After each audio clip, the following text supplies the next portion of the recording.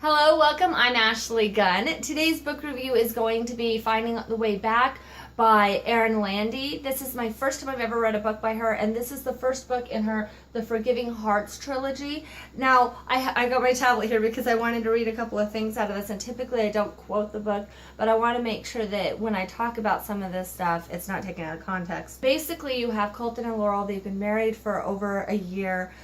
Colton committed adultery. Laurel actually walked in on him, and the woman he was with worked with him. He's a orthopedic surgeon, I believe.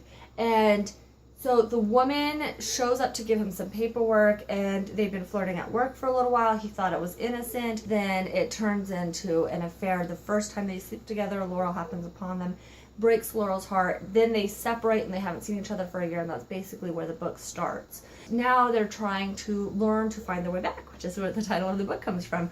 Laurel is going to have to learn to forgive him, and Colton is going to have to learn how to be a good husband, as well as, figure out what he did wrong and how he got where he was. Overall, the book is very religious based. The purpose of it in this book is very clear. Laurel is a very godly woman, and she wants to be married to somebody who is also godly. And unfortunately, even though she married a Christian, obviously he committed adultery, and it kind of breaks Laurel in a couple of different ways. I will say at the beginning of the book, Laurel mentions her dating and how she only wants to date a Christian guy because, she feels like the people who are not Christian that she dates tries to pull her off her path. I can't say that I really agree with that. However, I'm not Laurel, so her opinion is her opinion. There were a couple of issues I did have and I wanted to talk about. One of those takes place, and I, again, don't give page numbers because if I give a page number and the font size is different on your Kindle, you're not going to be able to find it. So I'm going to say 48% into the book. We're talking to Laurel's boss at this point in the book, and this is her headmaster. Though it is a Christian school, I want to point out that Laurel is a teacher. And she's a very good teacher, very dedicated, does a lot of extracurricular activities. And so there's no reason she's not having a bad job or anything like that. Again, we're talking to the headmaster, and he says that he'd like to meet her husband. She said, and asks if he came to this event with her. She says, no, we didn't. We're separated right now. He said, were you separated when you were interviewed for the position? She said, yes. Is that a problem? And he said, we're a Christian school, Laurel, and we don't presume to judge anyone. However, we don't have any divorced teachers on our current staff. I'd hate for you to be the first. She says, I don't think it'll come to that, but if it does, I hope you wouldn't let me go because of something in my personal life.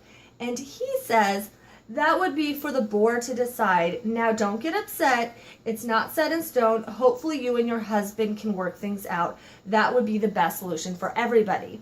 And it bothers me because I feel like you have an incredible teacher, very dedicated to her students and your school, and you're basically saying, but, and at this point, the headmaster has not asked why they're separated, doesn't know that her husband cheated on her, but her job may be in jeopardy because of the situation where her husband actually slept with somebody else. That rubbed me the wrong way, I'm just being honest with you, it did. And then later, Colton has been an incredible guy. Quite frankly, you're doing dual points of view, which is the best way to do this story, so you're in Colton's heart and you know he really does regret everything that happened before. So I think that helps in a lot of ways because I was rooting for him. I mean, yeah, he made a horrible mistake and hurt Laurel really bad, but I'm grateful because he was such a great guy. I wanted them to get back together. Anyways, later in the book, this is going to be, again, 48% of the book. I wish that I could narrow that down a little bit more for you. In this quote, Laurel's going to be on her knees praying to God, and at the end, she says, most importantly, forgive me for thinking his sins were any worse than mine. I can't compare being angry and not wanting to be married to a man who committed adultery to the actual sin of committing adultery to me. I mean, this is the whole thing, right, though? God says all things are equal. So in this book, all things are equal. My brain just doesn't, I don't know, I have a hard time with that. Altogether, though, incredible story. Out of all the books I've read where two people are getting back together and fixing their marriage, this one was probably the best in making sure that they go through all of the steps. They start to acknowledge that, people make mistakes and then become friends and then start dating. I really like the fact that Colton even stopped and said, we should start dating because Laurel had a really hard time with him being around, touching her and stuff like that. She just starts having flashbacks of walking into that room.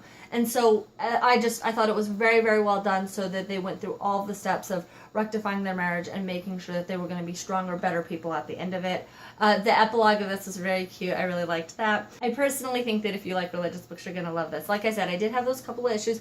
If you have any questions or comments, go ahead and leave those down below. If you like this review, like it. And if you want my reviews every week, subscribe. Thank you all for joining me. I will see you again soon.